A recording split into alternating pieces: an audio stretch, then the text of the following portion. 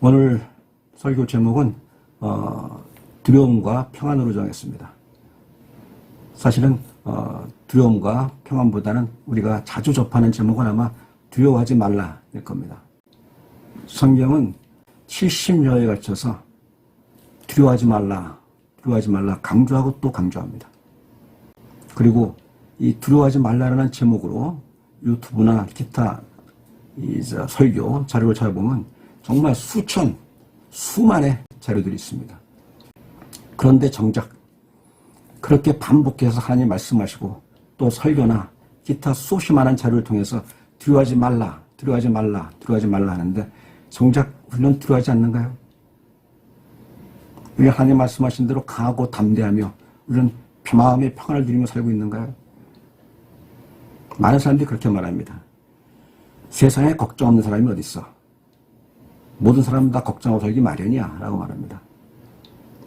또 어떤 사람은 말합니다. 인간은 본디 불완전한 존재다. 불완전한 인간이 자기가 미처 알지 못하는 미지의 어떤 상황에 대해서 두려움을 느끼는 것은 본능적인 동시에 인간의 본질적인 정서다. 그걸 부정할 수 없다 라고 말합니다. 그런데 매우 단호하게 두려워하지 말라고 말씀하십니다. 우리 그리스도인은 성도라고 말합니다. 성도는 거룩한 백성 성도는 이 세상에서 살고 있지만 하나님 나라에 속한 천국 시민권을 가진 자라고도 또 말합니다. 천국 시민권을 가진 하나님 나라에 속한 자의 특징은 뭡니까? 예수께서 하신 말씀 기억하십니까? 하나님 나라는 기쁨과 평안이라고 말합니다. 기쁨과 평안이라고 그러는데 우리가 기쁨과 평안을 누리면서 정말 하나님 나라에 속한 자의 그 자긍심, 그 다음에 그 속성을 가지고 살 수 있다면 우리는 마음속에 두려움, 어떤 두려움의 사슬에서 벗어날 수 있어야 되는데 정작 그렇습니까?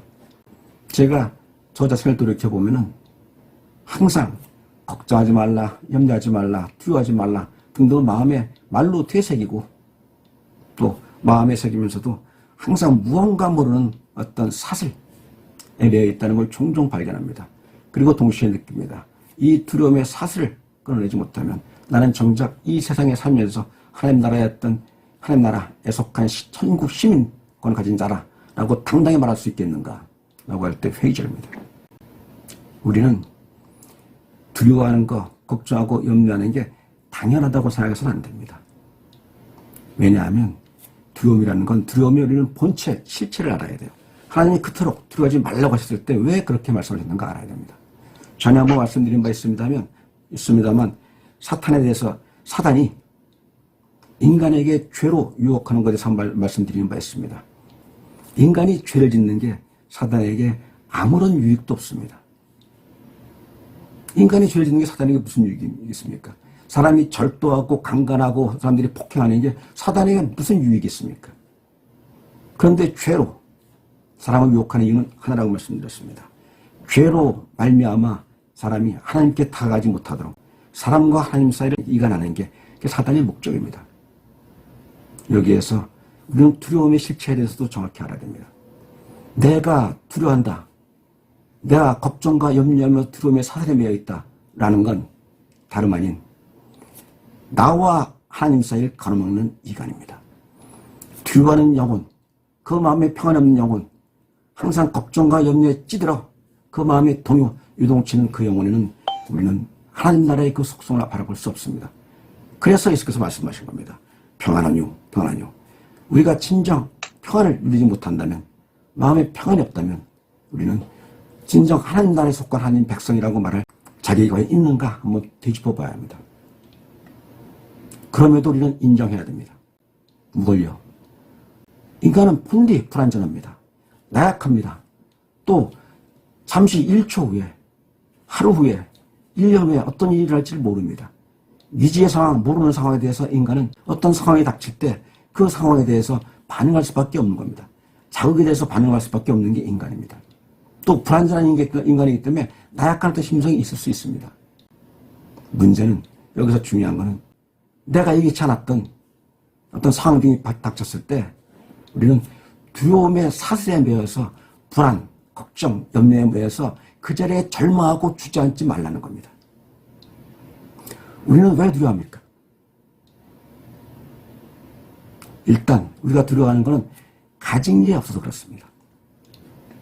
예컨대 돈 때문에 걱정하는 사람, 건강 때문에 걱정하는 사람, 사람과의 관계 등등 때문에 걱정하는 사람, 자신의 지위와 명예 때문에 걱정하고 두려워하는 모든 사람들, 그 사람들이 만약에 돈 때문에 걱정하는 사람이 돈이 있다면 걱정하겠습니까?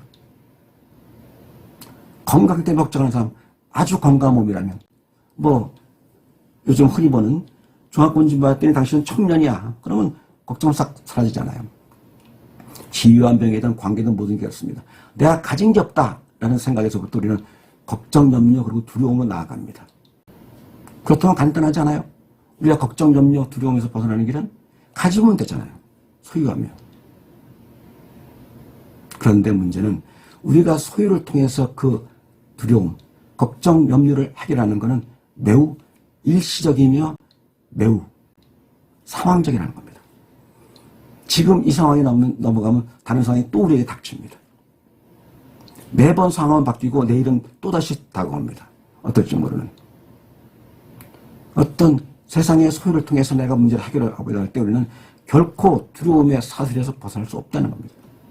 나아가 설령 가진 게 있다 해도 나는 돈도 있어, 건강도 있어, 지위와 명예도 있어. 나는 이런 게 가진 게 많아. 한들 진실로 어떤 걱정과 염려 그 사슬에서 벗어날 수 있을까요? 우리들 가운데는 상대적으로 다른 사람보다 더 많은 걸 가진 사람들이 있습니다.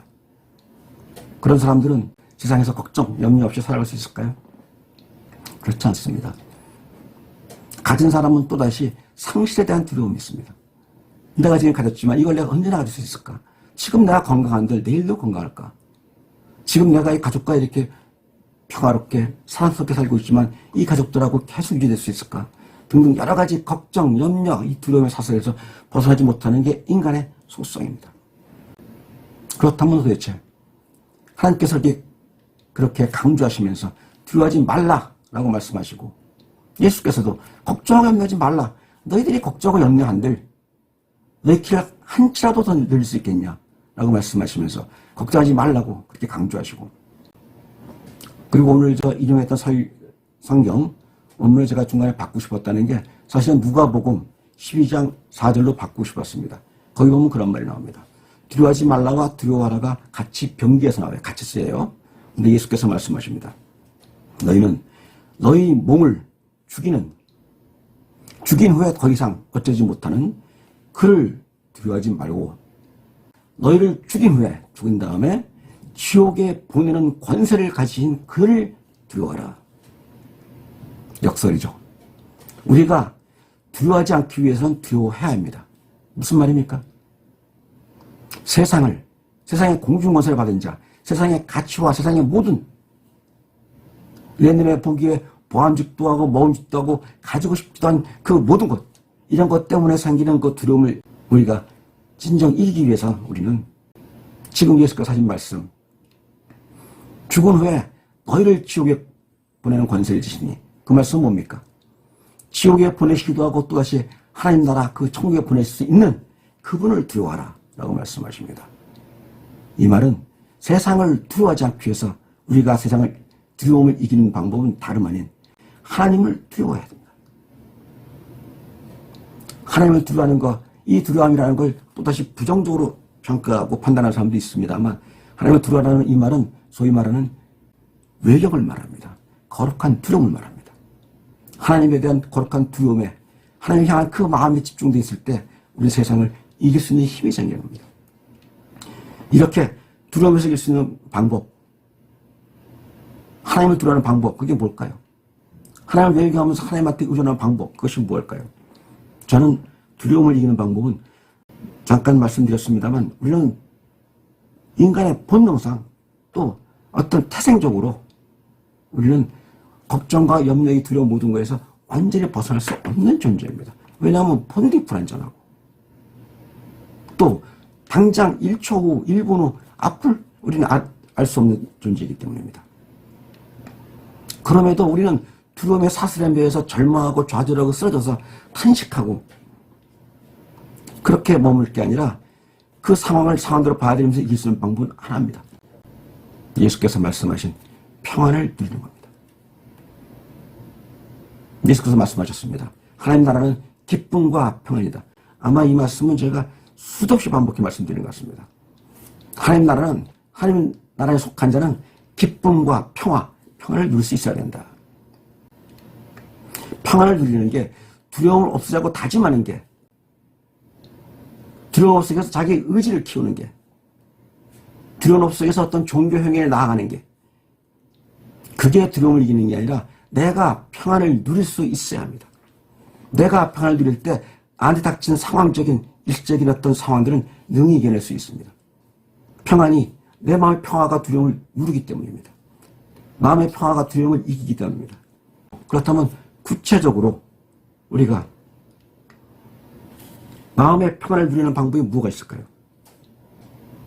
그렇게 두려움을 이길 수 있는 방법, 그 다음에 정작 내가 세상에 살면서 하나님 나라에 속한 자로서의 그 성도의 어떤 본분, 자격, 그 다음에 장심을 지키며 살 수 있는 방법은 무엇일까요? 구체적인 방법은 예수께서 말씀하십니다. 또 하나님도 말씀하십니다. 두려워하지 말라. 내가 너와 함께 함이라. 놀라지 말라. 나는 네 하나님이 됨이라. 내가 너를 도우리라. 참으로 너를 굳세게 하리라. 나의 의로운 손으로 너를 붙들려고 말씀하실 때 하나님은 말씀하십니다. 두려워하지 말라. 내가 너와 함께 있다. 놀라지 말라. 내가 네 하나님이다. 이 말씀은 뭡니까? 하나님과 동행할 때 내 안에 하나님의 성령 하나님이 내주하실 때, 진정 그 성령의 약속했을 때 우리는 두려움에서 벗어나 마음의 평안을 누릴 수 있을 것입니다. 그렇다면 그것의 구체적인 실천은 무엇일까요? 많이 들었는데, 내주하신 하나님에 대해서도 많이 들었고, 하나님과 동행에 대해서 많이 들었고, 수없이 들었고, 그렇게 할 때 비로소 우리는 승리하는 신앙, 세상의 두려움, 걱정, 염려에 사슬에 매여서 탄식하고 절망하고 절규하는 게 아니라 오히려 그 두려움을 이기고 극복하며 마음속 깊은 곳에 기쁨과 평안을 누릴 수 있다고 했는데, 하나님과 동행하는 구체적이며 어떤 신앙의 행함은 무엇일까요? 저는 두 가지로 요약합니다. 첫째는 말씀에 집중하십시오. 예수께서 말씀하십니다. 너희가 내 안에 거하고 내 말이 너희 안에 거하면, 우리가 하나님과 연합한다, 예수님과 연합한다는 말은 다름 아닌 어떤 종교행위, 의식 등등에 머무는 게 아니라 그리스도의 말씀이 내 안에 거하는 겁니다. 그 말씀을 묵상하고 그리스도가 내주신 말씀이 무언가를 생각하고 묵상하고 적용하고 실천해 나가면서 점점 그에 가까이 다가가는 겁니다. 그러면서 작은 예수, 특별 같은 예수가 되어가는 겁니다. 다시 말씀드립니다. 내 말이 너희 안에 거하고 너희가 내 안에 거하면 무엇이든지 구하라. 그리하면 이루리라. 무엇이든지 구하라는 말은 세상에서 자신의 욕망을 채우라는 말씀이 당연히 아니죠. 그때는 진정 비로소 나와 연합하여 너희가 하나님 나라의 성도로서, 하나님의 자녀로서 당당히 서리라는 말씀이고, 그것의 핵심은 다름 아닌 세상의 매인자의 공포, 불안, 고통, 그 두려움에서 벗어나는 겁니다. 두 번째는 우리가 두려움을 이기는, 두려움의 사슬에서 벗어나는 길은 아까 잠깐 말씀드렸습니다만 소유를 통해서 지금 내가 걱정하는 걱정, 염려, 두려움에서 일시적 그리고 상황적으로 벗어날 수 있습니다. 그런데 예수께서 말씀하신, 하나님께서 말씀하신 평안은 그렇게 일시적인 상황적인 평안이 아닙니다. 본질적인 내재적인 평안을 말하는 거고, 그러기 위해서 우리는 순간순간 일시적인 소유가 주는, 소유를 통해서 일시적으로 벗어나는 그 평안이 아니라 그건 지속적이어야 되고 내재적, 본질적이 되어야 됩니다. 무엇이 있을까요? 다름 아닌 기도입니다. 사도 바울은 말합니다. 항상 기뻐하라. 쉬지 말고 기도하라. 범사에 감사하라. 범사에 감사하는 자 절대로 세상의 두려움에 사로잡히지 않습니다. 범사에 감사하는 자는 이미 오롯이 하나님의 그 손 안에, 예수 그리스도의 품 안에 이미 안겨있는 자이기 때문입니다. 범사에 감사하는 자의 바탕은 항상 기도하는 거 있습니다. 내가 힘들고 어려울 때 기도를 통해서 그와 소통하면서, 그와 대화하면서 그분의 음성 말씀을 들으면서 나를 위로할 수 있기 때문입니다. 그때 비로소 항상 기뻐하는 그 기쁨, 그리고 평화가 우리한테 깃드는 것입니다. 요약합니다. 진정 두려워하지 않기 위해서는, 진정 두려움에 벗어나기 위해서 우리는 역설적으로 두려워해야 합니다. 그 두려워하는 건 다름 아닌 세상을 두려워하지 말고 우리는 하나님을 두려워하되, 하나님을 두려워하는 건 하나님의 그 말씀에 온전히 순종하고 나아가는 것입니다. 하나님께 온전히 순종한다. 그건 다른 어떤 종교 의식이나 기타 어떤 가시적, 지엽적인 것들이 아니라 하나님과 연합되고 하나 되어 나가는 것입니다. 하나님과 하나 되어 나가는 것, 그것은 여태까지 수도 시 만에 반복해 들었던 그 말의 반복이지만 다시 오늘 이 자리에서 저도 여러분도 마음에 새기는 중요한 시간이 되기 바랍니다. 하나님의 말씀에 집중하십시오. 성경을 읽을 때 지금 이 말씀을 통해서 하나님 나한테 무슨 말씀을 주시는가, 내게 주시는 말씀이 무언가를 묵상하면서 자신에게 적용하십시오. 그러면서 그 말씀이 내 안에서 살아서 역사하게끔, 그 말씀이 나의 삶의 내비게이션이 되도록, 그리고 그것이 항상 지속적이고 나한테 내재와 내면화되기 위해서는 기도하는 겁니다. 기도하면서 기도와 말씀을 우리의 신앙의 가장 중요한 핵심으로 받아들이면서 두려움에서 벗어나, 비록 우리는 나약한 인간, 불완전한 인간이어서 닥치는 상황에 대해서 항상 생각하지 않을 수 없는 존재임에도 불구하고, 그럼에도 두려움의 사슬에 매여서 탄식하고 절망하고 절규하며 원망하고 분노하고 증오하는 우리가 아니라 그 상황을 능히 이겨낼 수 있는 우리가 될 수 있도록 말씀과 기도에 집중하는 우리 아리케 처치 성도가 되시기 바랍니다. 마치겠습니다.